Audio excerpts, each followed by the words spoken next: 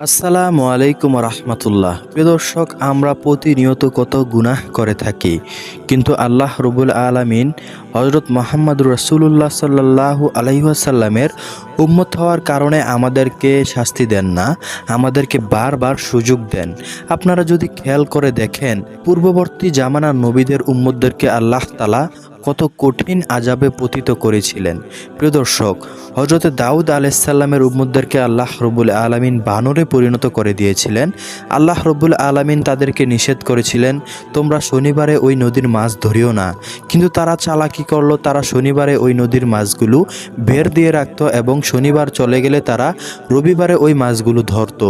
তাই তাদের এই চালাকির কারণে আল্লাহ রব্বুল আলামিন তাদেরকে গজব হিসেবে বানরে পরিণত করে দিয়েছেন। কিন্তু প্রিয় দর্শক, একবার ভাবুন, আমরা প্রতিনিয়ত কত নাফরমানি করি, কত গুনাহের কাজ করি, কিন্তু আল্লাহ রব্বুল আলামিন আমাদেরকে সেই তুলনায় খুবই নগণ্য শাস্তি দিয়ে থাকেন এবং কোনো শাস্তি দেন না বটে। প্রিয় দর্শক, আমাদেরকে আল্লাহ তাআলা প্রতিনিয়ত সুযোগ দিচ্ছেন, তাই এই সুযোগ থাকতে আপনারা অবশ্যই তওবা করে ফেলেন। প্রিয় দর্শক, এক জামানায় এক লোক ৯৯টি খুন করে ফেলেছে। তারপরে তার ভিতরে আত্মশুদ্ধি আসলো। সে ভাবতে থাকলো, হায় আল্লাহ, আমি ৯৯টি খুন করে ফেলেছি, এখন কি আমি ক্ষমা পাবো? তখন ওই বান্দা ছুটতে থাকলো বিভিন্ন দিকে এবং বিভিন্ন হুজুরের কাছে যেতে থাকলো। ওই বান্দা বিভিন্ন হুজুরের কাছে গেল এবং জিজ্ঞাসা করলো, আমি কি ক্ষমা পেতে পারি? তখন সবাই বলল, অবশ্যই তুমি ক্ষমা পেতে পারো, কেননা আল্লাহ রব্বুল আলামিনের ক্ষমা তোমার গুনাহের চেয়ে অনেক বড়, তাই তুমি অবশ্যই ক্ষমা পেতে পারো। তুমি অমুক হুজুরের কাছে যাও। তখন ওই বান্দাদের কথা মতো ওই গুনাহগার বান্দা ৯৯টি খুন করার পরেও একজন হুজুরের উদ্দেশ্যে রওনা হলো। তখন ওই হুজুরের কাছে যেয়ে বলল, হে হুজুর, আমি ৯৯টি খুন করে ফেলেছি ইতিমধ্যে, এখন কি আমি আল্লাহ রাব্বুল আলামিনের কাছে ক্ষমা পেতে পারবো? আল্লাহ তাআলা কি আমাকে ক্ষমা করবেন? তখন ওই হুজুর আশ্চর্য হয়ে গেল এবং বলল, কি বলো, তুমি ৯৯ জন মানুষকে খুন করার পরেও কিভাবে আল্লাহ তাআলার কাছে ক্ষমা প্রার্থনা করতে চাও? তোমাকে তো আল্লাহ তাআলা ক্ষমা করবেন না, তুমি এতজন মানুষের প্রাণ নিয়ে নিয়েছো, তাই তোমাকে হয়তো আল্লাহ তাআলা ক্ষমা করবেন না। তখন ওই হুজুরের কথা শুনে সে রাগান্বিত হয়ে গেল এবং বলল, যেহেতু আল্লাহ তাআলা আমাকে ক্ষমাই করবেন না, সেহেতু আপনাকে বাঁচিয়ে রেখে কি লাভ, আপনাকেও মেরে ফেলি। তখন ওই হুজুরকেও সেই বান্দা মেরে ফেললো এবং ১০০টি খুন করে ফেললো। কিছুদিন পর ওই বান্দার ভিতর আবার উপলব্ধি হলো, হায়, আমি তো বলেছিলাম ৯৯টি খুনের পর আর কখনো খুন করব না, কিন্তু আমি তো একজন হুজুরকে খুন করে ফেললাম, এখন আমি ১০০টি খুন করে ফেলেছি, এখন কি আল্লাহ তাআলা আমাকে ক্ষমা করবেন? ওই গুনাহগার বান্দা দিক বেদিক না হয়ে ছুটতে থাকলো এবং বিভিন্ন মানুষের কাছে যেতে থাকলো। সবাই ওই বান্দাকে বলল, অবশ্যই আল্লাহ তাআলা তোমাকে ক্ষমা করবেন, একজন বুজুর্গ রয়েছে, ওই বুজুর্গের কাছে তুমি যাও, ওই বুজুর্গ তোমাকে একটি পথ দেখিয়ে দেবেন এবং তোমাকে আল্লাহ তাআলার কাছে কিভাবে ক্ষমা প্রার্থনা করলে আল্লাহ তাআলা ক্ষমা করে দিবেন সেই পন্থা বলে দেবেন। তখন ওই খুনি লোকটি তাদের কথা শুনে ওই বুজুর্গের বাড়ির উদ্দেশ্যে রওনা দিলেন। খুনি লোকটি যখন ওই বুজুর্গের বাড়ির উদ্দেশ্যে রওনা হলো, তখন মাঝপথে আল্লাহ রব্বুল আলামিনের হুকুমে আজরাইল আলাইহিস সালাম এসে পড়ল। তখন আজরাইল আলাইহিস সালাম আল্লাহ তাআলার হুকুমে ওই খুনি লোকটির জান কবজ করে ফেলল এবং ওই খুনি লোকটি সেই মাঝপথেই মৃত অবস্থায় পড়ে রইল। তৎক্ষণাৎ দুই ফেরেশতা আসলো, দুই দল ফেরেশতা এসে তাকে নিয়ে টানাটানি করতে লাগলো। একদল ফেরেশতা জাহান্নাম থেকে আসলো, তারা বলল, এই ব্যক্তি জাহান্নামী, কেননা এই ব্যক্তি সারা জীবনে ১০০টি খুন করে ফেলেছে এবং অনেক খুন করেছে, সেজন্য তার উত্তম স্থান হচ্ছে জাহান্নাম, আমরা তাকে জাহান্নামে নিয়ে যাব। পক্ষান্তরে আরেক ফেরেশতার দল বলতে লাগলো, না, এই ব্যক্তি জান্নাতি, কেননা এই ব্যক্তি শেষ সময়ে সে তওবা করার উদ্দেশ্যে রওনা দিয়েছে, তাই সে জান্নাতি। ফেরেশতাদের এই দ্বন্দ্ব দেখে আল্লাহ রব্বুল আলামিন হযরত জিবরাইল আলাইহিস সালামকে নির্দেশ করলেন, হে জিবরাইল, যাও, তুমি তাদের মাঝখানে একটি উত্তম ফয়সালার সমাধান করে দিয়ে আসো। তখন জিবরাইল আলাইহিস সালাম সেখানে উপস্থিত হলো এবং বলল, তোমরা থামো, আমি তোমাদের মাঝখানে একটি ফয়সালা তৈরি করে দিচ্ছি।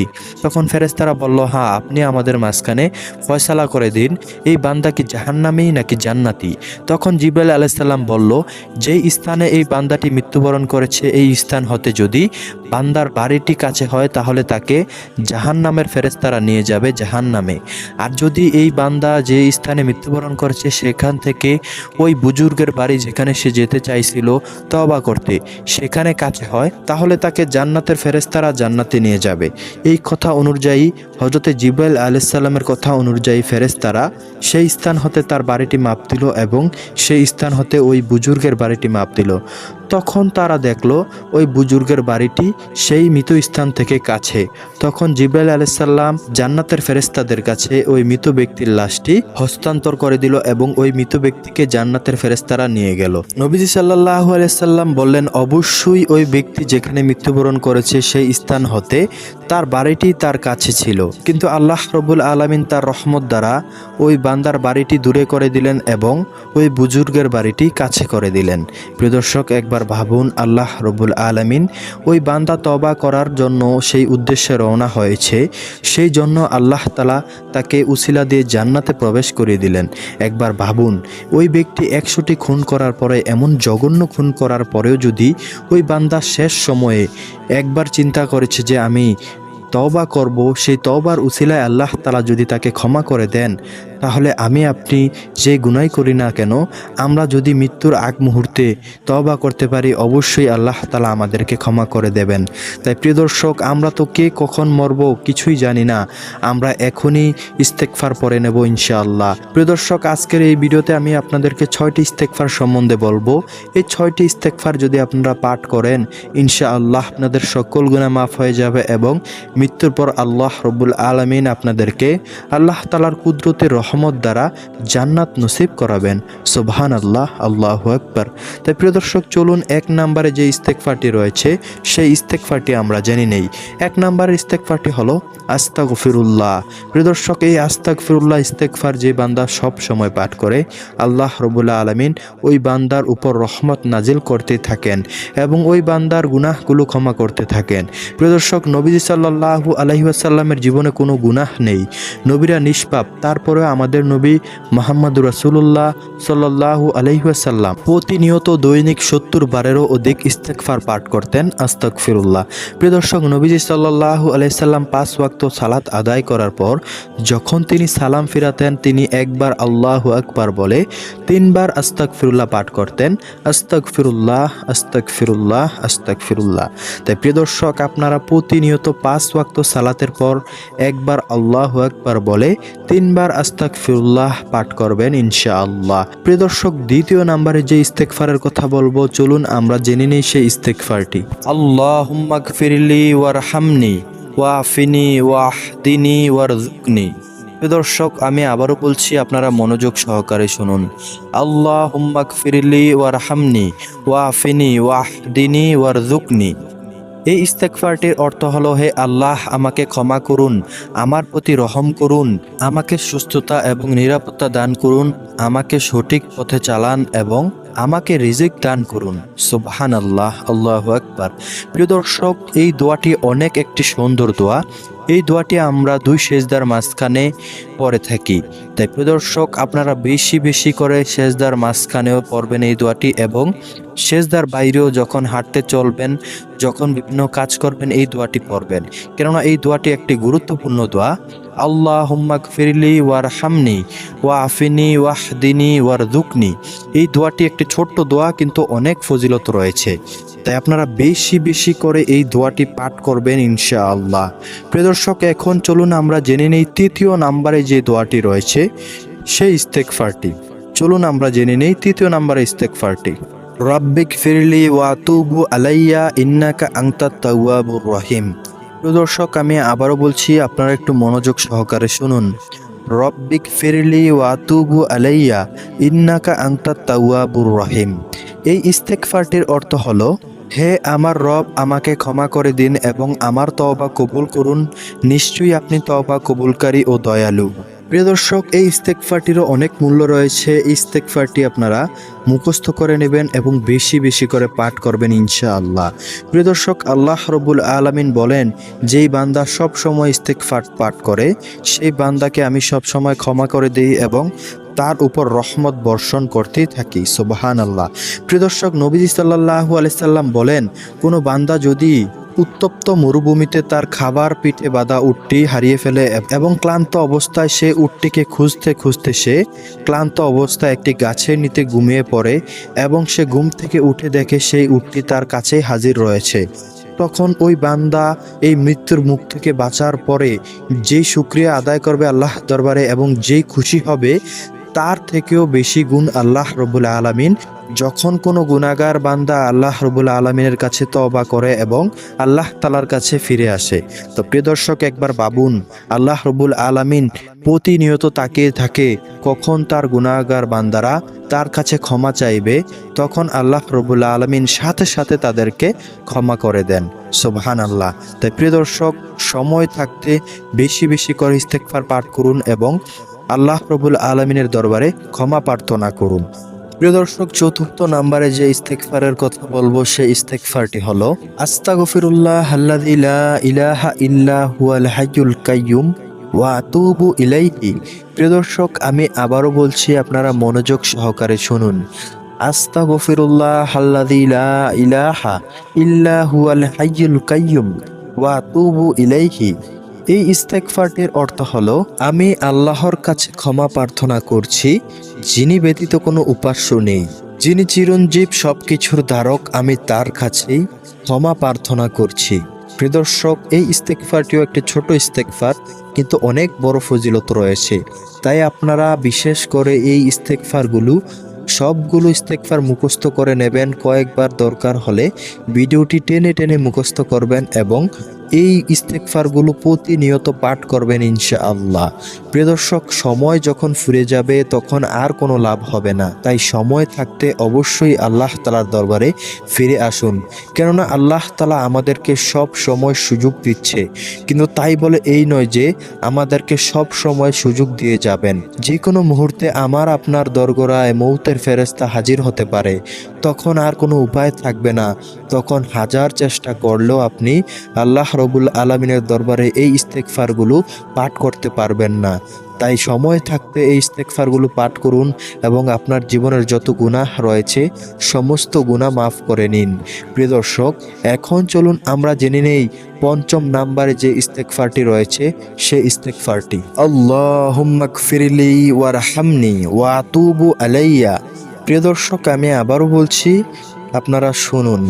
আল্লাহুম্মা গফিরলি ওয়ারহামনি ওয়া আতুবু আলাইয়া। এই ইস্তেগফারটির অর্থ হলো, হে আল্লাহ, আমাকে ক্ষমা করুন, আমার প্রতি রহম করুন, আমার তওবা কবুল করুন। প্রিয় দর্শক, এই ইস্তেগফারটিরও অনেক মূল্য রয়েছে। আল্লাহ রব্বুল আলামিন যখন বান্দা ইস্তেগফার করে, সাথে সাথে ওই বান্দাকে ক্ষমা করে দেন। আল্লাহ তাআলা বলেন, যখন কোনো বান্দা আমার দিকে হাঁটতে হাঁটতে আসে, আমি তার কাছে দৌড়ে দৌড়ে চলে যাই। যখন কোনো বান্দা আমার দিকে দৌড়ে দৌড়ে আসে, আমি ওই বান্দার দিকে ছুটে ছুটে চলে যাই। প্রিয় দর্শক, একবার ভাবুন, আল্লাহ তাআলা আমরা এত গুনাহ করেছি, তারপরেও আমাদের দিকে তাকিয়ে থাকেন। আমরা কখন ইস্তেগফার করব, কখন আমরা আল্লাহ তাআলার কাছে তওবা প্রার্থনা করব। আল্লাহ তাআলা সেই আশায় থাকেন, আমার গুনাহগার বান্দাটি কখন আমার কাছে তওবা করবে, আমি তাকে কখন সাথে সাথে ক্ষমা করে দেব। তাই প্রিয় দর্শক, আল্লাহ তাআলা আমাদেরকে ক্ষমা করে দেবেন ইনশাআল্লাহ। আপনারা বেশি বেশি করে এই ইস্তেগফারটি নামাজের পর পর পাঠ করবেন ইনশাআল্লাহ। প্রিয় দর্শক, এখন সর্বশেষ এবং ষষ্ঠ নম্বরে যে ইস্তেগফারটি রয়েছে সেই ইস্তেগফারটি আমরা জেনে নেব। ষষ্ঠ নম্বরের ইস্তেগফারটি হলো সাইয়্যিদুল ইস্তেগফার। সবাই বলে থাকে সাইয়্যিদুল ইস্তেগফার হচ্ছে ক্ষমা চাওয়ার সর্বশ্রেষ্ঠ পন্থা।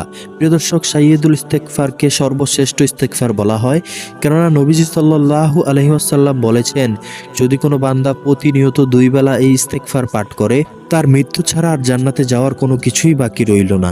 প্রিয় দর্শক, নবীজি সাল্লাল্লাহু আলাইহি সাল্লাম বলেন, যদি কোনো বান্দা সকালবেলা এই ইস্তেগফার একবার পাঠ করে, রাত হওয়ার আগে যদি ওই বান্দা মৃত্যুবরণ করে, তাহলে সে সাথে সাথে জান্নাতে চলে যাবে। তদ্রূপ যদি ওই বান্দা সন্ধ্যায় একবার এই ইস্তেগফার পাঠ করে এবং সকাল হওয়ার আগে যদি সে মারা যায়, সে জান্নাতে চলে যাবে সাথে সাথে। সুবহানাল্লাহ, আল্লাহু আকবার। প্রিয় দর্শক, এই সাইয়্যিদুল ইস্তেগফারের এত মূল্য রয়েছে এবং এই সাইয়্যিদুল ইস্তেগফারকে এই জন্যই সর্বশ্রেষ্ঠ ইস্তেগফার বলা হয়। তো প্রিয় দর্শক, চলুন আমরা সহি শুদ্ধভাবে এই ইস্তেগফারটি জেনে নেই। আল্লাহুম্মা আনতা রব্বি লা ইলাহা ইল্লা আনতা খলাকতানি ওয়া আনা আবদুকা ওয়া আনা আলা আহদিকা ওয়া ওয়াদিকা মাস্তাতাতু আউযু বিকা মিন শাররি মা সনাতু আবু লাকা বিনিমাতিকা আলাইয়া ওয়া আবু বিজাম্বি ফাগফিরলি ফাইন্নাহু লা ইয়াগফিরুজ যুনুবা ইল্লা আনতা। প্রিয় দর্শক, আমি আবারও বলছি, আপনারা একটু মনোযোগ সহকারে শুনুন। আল্লাহুম্মা আনতা রব্বি লা ইলাহা ইল্লা আনতা খলাকতানি ওয়া আনা আবদুকা ওয়া আনা আলা আহদিকা ওয়া ওয়াদিকা মাস্তাতাতু আউযু বিকা মিন শাররি মা সনাতু আবু লাকা বিনিমাতিকা আলাইয়া ওয়া আবু বিজাম্বি ফাগফিরলি ফাইন্নাহু লা ইয়াগফিরুজ যুনুবা ইল্লা আনতা। প্রিয় দর্শক, এই সুন্দর ইস্তেগফারটির অর্থ হলো, হে আল্লাহ, আপনি আমার রব, আপনি ছাড়া কোনো উপাস্য নেই। আপনি আমাকে সৃষ্টি করেছেন, আমি আপনার বান্দা। আমি আপনার অঙ্গীকার ও প্রতিশ্রুতির উপর সাধ্যমতো অটল আছি। আমি যা করেছি তার অনিষ্ট হতে আপনার কাছে আশ্রয় প্রার্থনা করছি। আমার প্রতি আপনার অনুগ্রহকে স্বীকার করছি এবং আমার গুনাহকেও স্বীকার করছি। সুতরাং আমাকে ক্ষমা করে দিন, কারণ আপনি ছাড়া আর কেহই গুনাহ ক্ষমা করতে পারে না। সুবহানাল্লাহ, আল্লাহু আকবার। প্রিয় দর্শক, এই ইস্তেগফারটির এত সুন্দর একটি অর্থ রয়েছে, তাই আপনারা বিশেষ করে এই ইস্তেগফারটি 6টি ইস্তেগফারের মধ্যে 5টি ইস্তেগফার ছোট ইস্তেগফার, আপনারা সেই 5টি ইস্তেগফার মুখস্থ করে নেবেন এবং সময় করে বিশেষ করে এই সাইয়্যিদুল ইস্তেগফারটি আপনারা মুখস্থ করার চেষ্টা করবেন ইনশাআল্লাহ। প্রিয় দর্শক, মুখস্থ করার পর প্রতিনিয়ত সকাল সন্ধ্যা 2 বেলা এই ইস্তেগফার পাঠ করবেন সারা জীবন। আপনার আর কিছুরই প্রয়োজন হবে না ইনশাআল্লাহ। মৃত্যুর পর সাথে সাথে আল্লাহ রাব্বুল আলামিন আপনাদেরকে জান্নাতুল ফেরদাউস নসিব করবেন। তো প্রিয় দর্শক, এই ছিল আজকের মতো ভিডিও। এইরকম সুন্দর ভিডিও পেতে চাইলে আমাদের চ্যানেলটি সাবস্ক্রাইব করে আমাদের পাশে থাকবেন। আল্লাহ হাফেজ।